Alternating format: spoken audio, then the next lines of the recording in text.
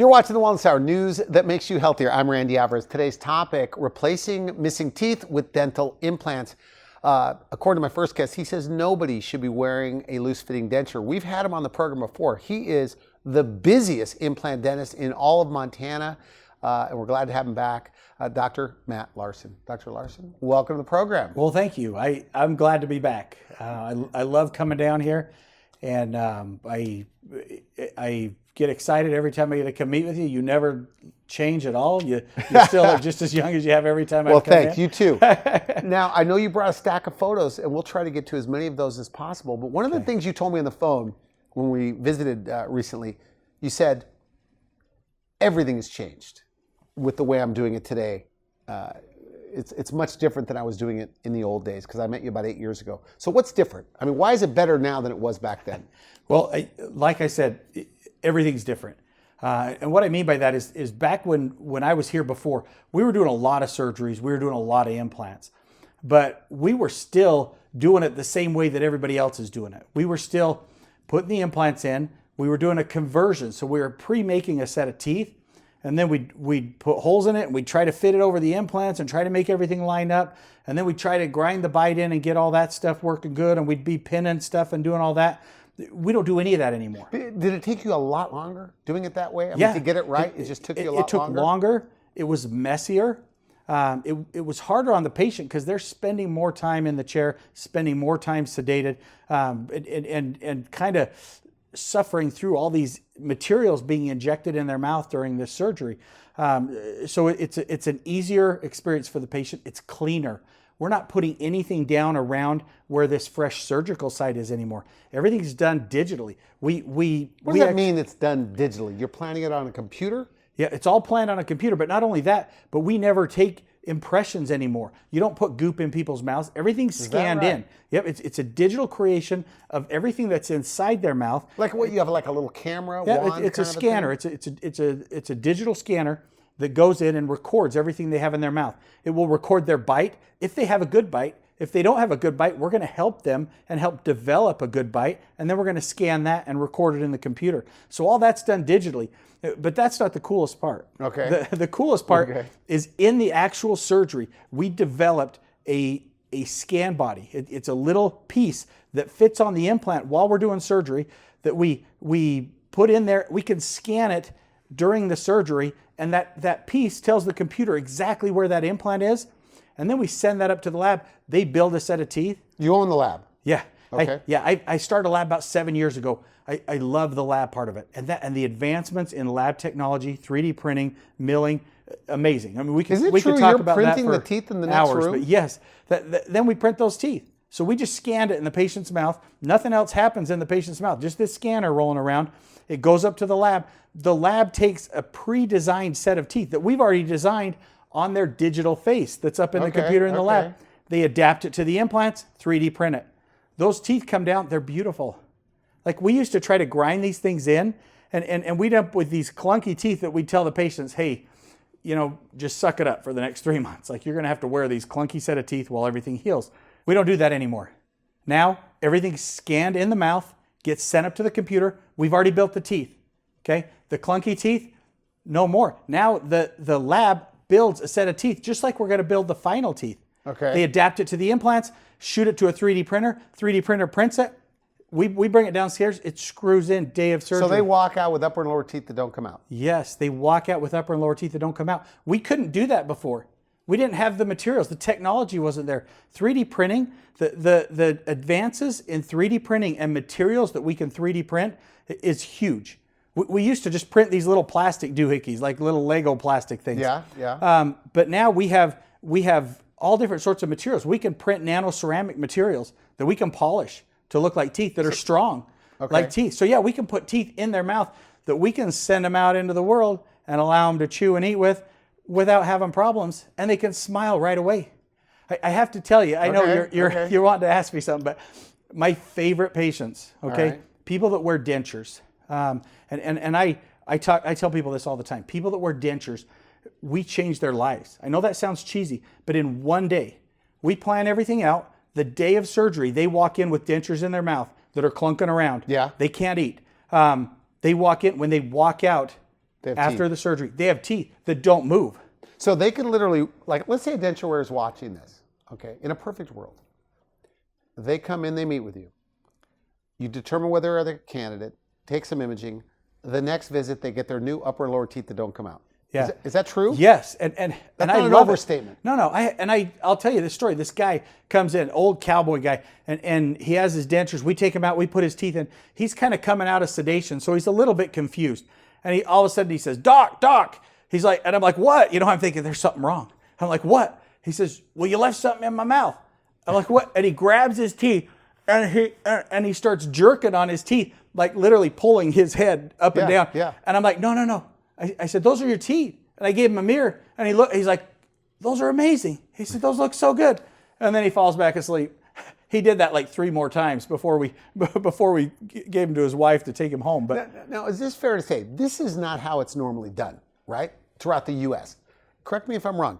The way implants are typically done is you go to one doctor that does the surgery, places the implants, another doctor that puts the teeth on top, and another place that makes the teeth, and then they get them maintained elsewhere. So you do all those 3 parts right there. Is that why you do it so quickly?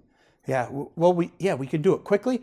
Also, there's a huge cost savings to the patient. It's not only faster to the patient, Okay. but because I do it all together, if they have to go from a dental office, they have to go to an oral surgeon or a specialist or a periodontist, somebody to have implants placed, and now things are going back and So what forth. do they like more? Well, obviously they want to be out of pain, but what do they like more? The way it looks or what they can eat? Because now they can eat anything, right? When you have bad teeth, tough to eat. That's hard to say. They love being able to eat whatever they can eat, whatever they want. Okay. What people don't realize, especially, again, it's my denture patients. Like denture patients come talk to me because it's such a big difference. We get people that come in that have dentures, and they come back to me a year later, and I ask them, I say, "Well, how's it going?" "It's going great." "What can you eat?" "I can eat anything I want." "How is it different?" Well, let me tell you, I didn't realize that when I went out to a restaurant, I'd open the menu and I would look through, what can I eat? They said, I never opened a menu and looked for what I wanted. I never looked at what I thought was going to be delicious. Okay. I looked at what can I eat with my teeth in front of other people. And they said, I don't do that anymore. I go in there and if I want the prime rib, I get the prime rib. Did they have regrets? Like they say, "Man, I should have done this earlier." Because you were telling me people like usually they hate their teeth for 10 or 15 years before they come see you. Is there truth to that? Absolutely. And there's a lot of truth to it. It's a little sad. Probably the oldest patient I've done this on was 92 years old. Why would a 92-year-old want to do this? The same reason anyone else wants to do it. Just because they're 92, they still want to eat. Okay, They still want to be fair. able to enjoy food. They still want to be able to smile. They're not more likely to fall out if you're 92? No. The bone's actually really dense. If they've got good bone, they're good candidates. So if a for it. 75-year-old says, "Hey doc, I'm probably too old," that's Let me not tell old you. at all. Let me tell you a story. Okay. I had a patient, been a patient of mine for years. Actually had really good teeth. He got dementia, and he went into a home, and they had him in the home. Nobody knew what was happening with his teeth. We didn't see him for about 3 years. One day the caregiver brings him from the home. He comes in. We take X-rays. His teeth are just bombed out. Nobody's been taking care of him. He can't, and he has cavities everywhere. And so he's got this toothache.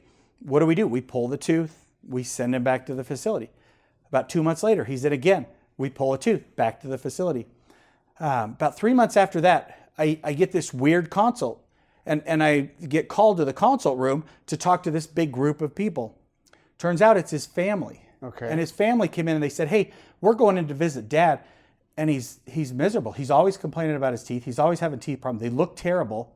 What can we do?" And I said, "Well, they're not taking care of his teeth. There's not a lot that we can do." And I'm thinking about this from my perspective, thinking he has dementia. He doesn't really have a great quality of life. And they said to me, "What would you do if it was your dad?" Okay. And I'm Wow. like, that kind of set me back. I thought, well, I don't think about money when I think about my dad. I think about his quality of life and what's the best thing I can possibly do. I said I'd take his teeth out, I'd put dental implants in. They're like, "We want that." I'm like, "Well, let's talk about the cost. Let's talk about like his medical condition and all this stuff." And they said, "No, we want that. What is it going to take?" And we talked about the cost. We actually brought an anesthesiologist in to help because he had dementia, to sort of help with the sedation and make sure the procedure was comfortable for him. We did the dental implants. We did the teeth. We've had zero problems with him. And now he can eat whatever he wants. Yep, they bring him from the home once a year. I still see him. That's nice. The last time he came in is the first time he didn't recognize me. I had to talk to him for a few minutes before he kind of remembered me. But really a cool story. And a lot of people would say, okay, you just treated a patient that doesn't have a real high quality of life, that's sort of on their way, the final stages of their life. But should they have less quality of life than all the rest of us? Should they not have the same opportunity? And his family said he should. His family said, we're doing this. We love our dad. We're doing this. That's good. A great story. And love the guy. Still comes in. He's still hanging around. He's had those teeth for a couple years. Guess how many cavities he has? Zero. Yep, you can't get cavities on dental implants. And so we've given him something that helps him overcome the obstacle that he has being in that home and not having the care that he should have. That's very nice.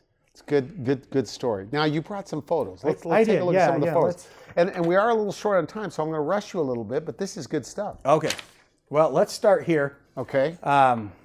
This is, she's become a good friend of mine, Kendra, a young patient, relatively young for the type of treatment that we're doing. I would say the majority of patients are a little bit older that we're doing this treatment on, but there are patients that through no fault of their own have a medical condition that affects their teeth, or they're on medications that cause their mouth to dry out, that cause them to be more susceptible to decay. Is that what's going on with her? She was losing her teeth? Yeah, and so she's losing her teeth. So when she came in, she didn't know what we were going to do. She hated her teeth. She knew they were terrible. She had pain from her teeth all the time. And we had a conversation, and I said, listen, I don't think that we can save your teeth, okay? I think that maybe what we need to do is start over. You've got so much decay. You've got so much infection in your mouth. We have to get rid of all of that and get into a healthy state so that we can build back up something that you're going to be proud of and happy with. And when I was looking at her teeth, I got excited because one of the things she didn't like is she had kind of a gummy smile. And in the picture, you don't see it because she's not smiling very much with her bad teeth. But when we had her smile for her pictures, she had a real gummy smile.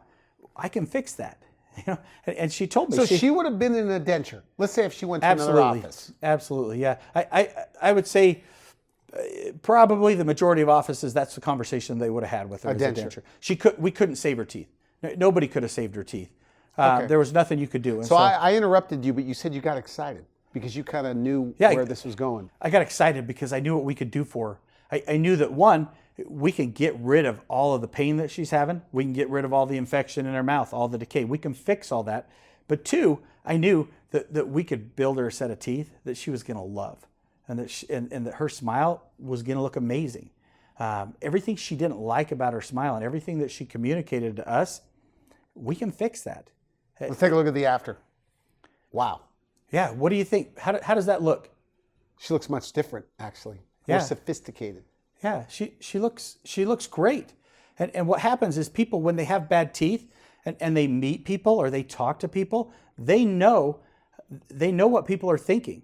They know that I've had. Do they feel judged? Yeah, I have patients tell me all the time. I can tell the moment when I meet somebody new. They say I can tell the moment that they notice my teeth. Really? I try to hide it. I try to talk in a certain way that my teeth don't show. But the moment they notice my teeth, their face changes. Their interaction with me changes. Right? And people say this all the time. And I'm sure that it's... So when she sees her face in the mirror for the first time, what's that like? It's amazing. Most times with something like this, they get teary, they get emotional. We do have them sedated during the surgery. So they're a little out of it. Yeah, so the emotion is kind of, it kind of gets mixed up with that a little bit. But they love their teeth.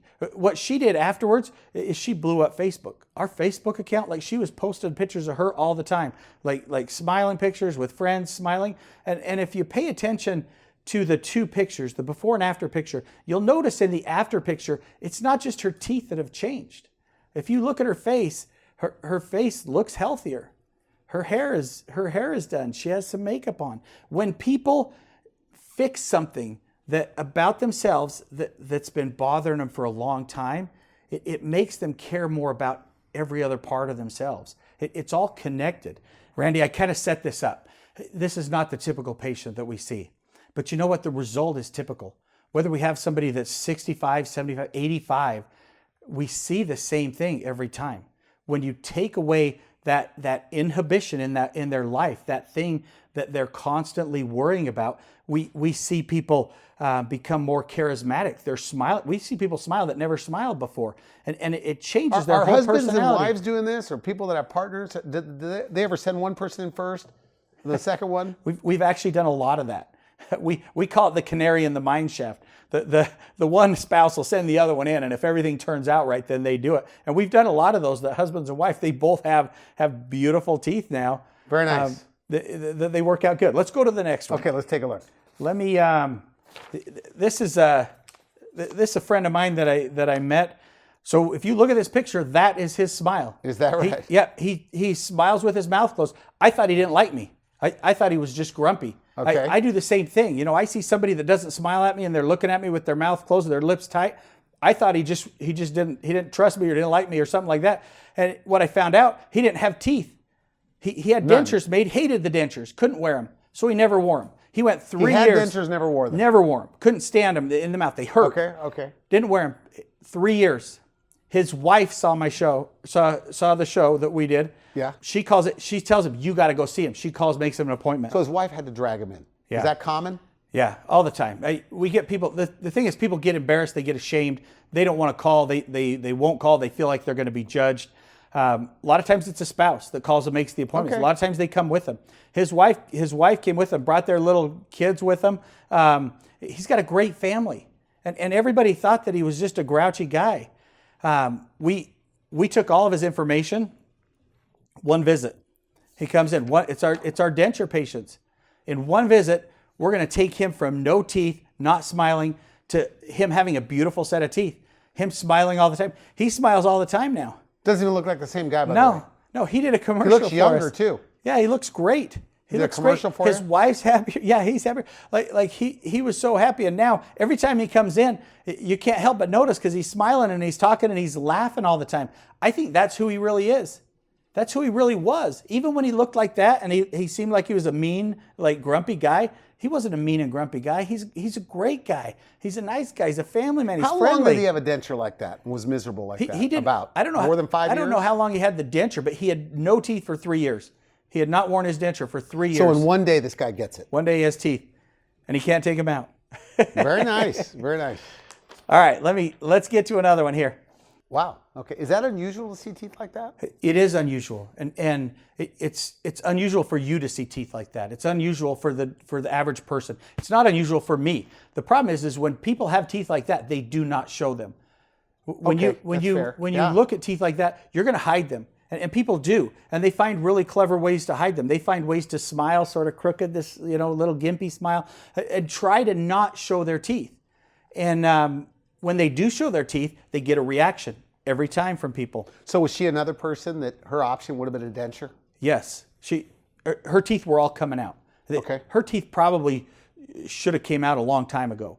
But she didn't really like going to the dentist. She sort of avoided it for a long time. She was nervous of the dentist judging her, making fun of her. Like she had all these things that she was worried about. When she finally came in, we're like, no, like we can fix this. So what do we do in a case like this? It's easy. We scan everything in. We put it all together in one day. You look at the after picture, one day. We go in, we take all the teeth out, we clean everything up, we get rid of the infection. Most of these people are IV sedated, right? They're numbed up with a little IV sedation. So they have like a little memory of the whole thing? Yeah, they typically don't remember anything from the surgery. A lot of people are kind of in and out through it, but yeah, we don't want them being a part of it. So Randy, take a look at that after. What do you see? What's different? She looks younger, different, more sophisticated. I always think you're exaggerating. Like when we're talking on the phone, Randy, it's life-changing. I could see where it is life-changing. I always tell people, I know I make it sound like snake oil.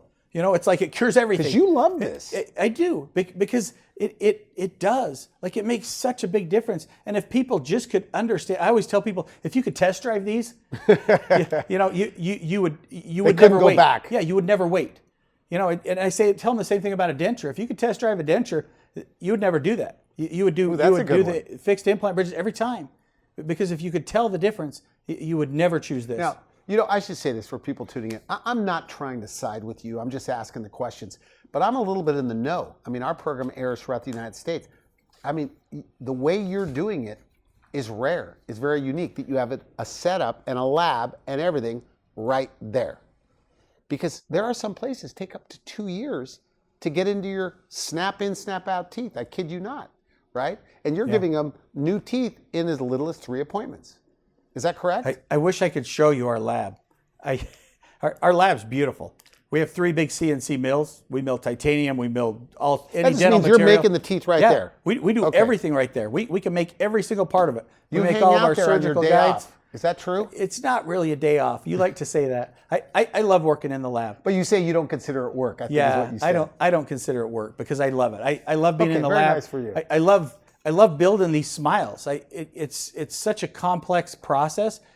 I enjoy it. Let me show you this next patient. All right. You're going to like this because we just That's kind of talked about interesting. this. Again, this patient recently married, went through her wedding photos with her new husband, hated him. She was crying because of her teeth in her wedding photos. Her husband said, "We're fixing your teeth. Let's go." Brings her in. Same thing. It's a lot of times it's hard for people to overcome the barrier of making the appointment and coming in. But when somebody that loves them and cares about them sees the pain that they're having, they jump on board. They're like, "Let's get in there. Let's fix it." He brought her in. He said, and he told me, he said, "I don't care what it costs.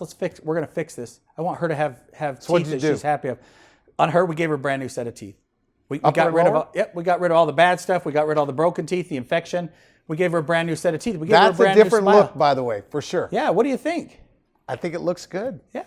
It totally changes. I mean, her anybody would appearance. agree with that. And same thing as all of them. She's got to be thrilled with that. Yeah, she loves them. And we see this over and over. And we see this, like we were talking about, we see it with our 80-year-old patients. Now, you're all over the internet, by the way. We looked at your online reviews. They're excellent. Do you ever get recognized around town? Oh, yeah. This guy, Brian. Now, Brian is another one. Had great teeth. Had some medical issues. Okay. Had some things he had to go through, and through the process, ruined his teeth. Had decay everywhere, broken, missing teeth, pain. You know what we did for him? I bet you can guess. Gave him a brand new set of upper and lower teeth that don't Brand come new out. set of upper and lower teeth. Yeah. Did they ever say, "Hey, I don't want a denture"? Did they ever come in on the consult and say, "Doc"? Almost all the time. Really? Okay. Because most of these people know somebody that has a denture, and they hear what they say. They hear the complaints that they have. They hear the problems that they have, and they see it. I had a lady come in my office, okay, and this was a powerful story for me. She came in my office, started crying, starts telling me this story. She can barely get it out. She's at the restaurant with her husband. They're with friends. She has a snap-in denture, snaps onto 4 implants, and a seed gets under her denture. And so she's sitting here trying to talk to her friends and her husband while this thing is cutting into her gums underneath the denture. And after a while, she realizes, I've got to go get this out. She excuses herself, goes into the restroom to find a private place to take the denture out, rinse it, and put it back in. She goes into the restroom, okay? It's like a society meeting. It's full of women in there chatting and putting on makeup and fixing things. So she goes to the far sink at the far side, tries to turn her body, take her teeth out to rinse them, and happens to look up in the mirror that's right in front of her, and she sees everybody in the restroom is staring at her, looking at her reflection in the mirror with her teeth out in the sink. And she says she put her teeth back in, hung her head, walked out of the restroom, went back down and sat down with her husband. As soon as they were done with dinner, she said, "This is it." She said, "I was humiliated. I'm going to Dr. Larsen. I'm not doing this again. We're getting this fixed." And That's she nice. came in to see me. And we get stories like that all the time. And is there kind of a tipping point where they feel like, "I've had enough"? They have to have that. There's so many people out there that suffer, that have dentures, that are miserable, that fight with their teeth, but they all have some point, something happens in their life that tips them. I try to tell people all the time, don't wait for that. Like, why would you wait for that? Like, come in, let's fix them now. Let's give you an extra couple of years of enjoyment. Now insurance doesn't cover this. Medicare doesn't cover this. Medicaid certainly doesn't cover this, but you say people finance this. Most people finance it. Or at least a portion of it, right? Yeah, most people finance it. It's something that they come in. We actually have some companies that we work with that help with financing. You have to have okay credit, right? Yeah, you've got a pretty good credit, but we've got a gal that's all she does. Is help people to be able to finance this, help them find ways, if they want to be able to get this done and to be able to find a way to be able to afford it for themselves. And time for one more. Okay, one more. This is Mike. This is one of my good friends. He has a lot of personality. Okay, this guy's a rancher. If you've ever watched the show Yellowstone, Yeah. like this is one of those kind of guys. Like he Okay. lives on a ranch out in the middle of the country, only a few miles from Yellowstone Park, actually. Okay. And nicest guy. He'd been wearing a denture for years. His denture had broke in multiple places. What do you think he did? What? He's a rancher. He just got along with it. And finally, after years of dealing with this and now having problems with his lower teeth, he comes in to see me and he's like, hey, what can you do for me? And again, I see a denture patient. What do I think? I love it. Because in one day, he can come in one day I can give him a brand new set of teeth, change his life. Look at this smile. Yeah, give him teeth that don't come in and out. That expression is pretty good Yeah, too. he asked to do a commercial for us. Oh, he did. Yeah, he loves his teeth. So he can bite into a juicy steak. Anything. There's no limitations. No, he can bite into an apple. He can bite into a steak. He can beef jerky, whatever he wants to eat. And as a guy that works with cattle and horses and on the ranch all the time, you know, he's eating some pretty tough stuff. You know, he's eating some stuff he kills, literally. So he needs some pretty strong teeth. And now, no restrictions. I asked him, I said, do you have trouble eating anything? And he laughs at me. He's like, I ain't eat anything. Now, we're completely out of time. Let's just suppose somebody's watching this and they either have really, really bad teeth, they feel like they're going to end up in a denture, or they're currently wearing a denture. They've heard what you had to say, but they're still skeptical or they're still afraid. What do you say to them? I say, don't wait for that trigger moment. Don't wait to be humiliated in front of other people. Don't wait until you can't eat. Don't wait until you're bringing your own food to the family reunion because you're worried you won't be able to eat anything that's there. Okay. Give me a call. Let's just talk about it. Maybe it's not something that you can do right now, but let's talk about it. Let's come up with a plan. That's good. Let's look into the future and let's find a way to make this happen. Do they get to meet you on these consults? Every time. Yeah. Very nice. I'm always there. So if somebody wants to make an appointment, do you prefer they go to the website, make an appointment there, or just call your office? Just call the office is probably the easiest way to do it. Okay. You can from the website, whatever you prefer. A lot of our patients, the technology is maybe a little struggle for them. They like to pick up the phone and talk to somebody. And that's a great way to do it. You can also go to the website and fill out a little form and get a consult through the website too. Dr. Larsen, excellent, excellent stuff. Thanks again for coming back on the program. Thank you. Thanks for having me. You've been watching the Wellness Hour news that makes you healthier. I'm Randy Alvarez. For now, I wish you good health.